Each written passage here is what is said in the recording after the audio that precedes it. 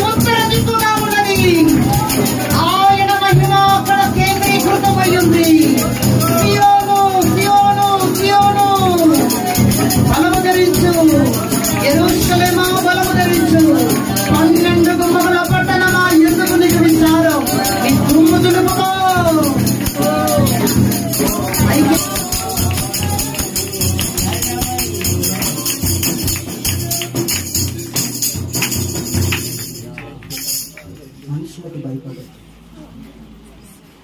ప్రాణ ఆత్మ శరీరాన్ని నరకాగ్నిలో విసిరేసే దేవునికి భయపడు.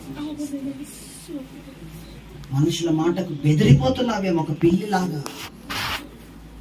ఆ పరిస్థితిలో నుండి బయటకు రా, బయటకు రా. అనుకోని ఆడే ఉంటావు. రా బయటికి, మేలుకో. ఆయన సిలువనెత్తుకుని ప్రాంతంలో ఉన్నాడు. సిలువనెత్తుకుని ఆయన మన మధ్యలో సంచరిస్తున్నాడు. ఆయనకు ముండ్ల కిరీటం, నీకు రాళ్ల కిరీటం. పరలోకంలో ఉన్న పరిశుద్ధులు చూడు. నీతిని తప్పిపోతే గుమ్మము బయట నుండే నరకాగ్నికి పోవాలా? పడలేదు ఇప్పటి వరకు, ఎప్పటి వరకు.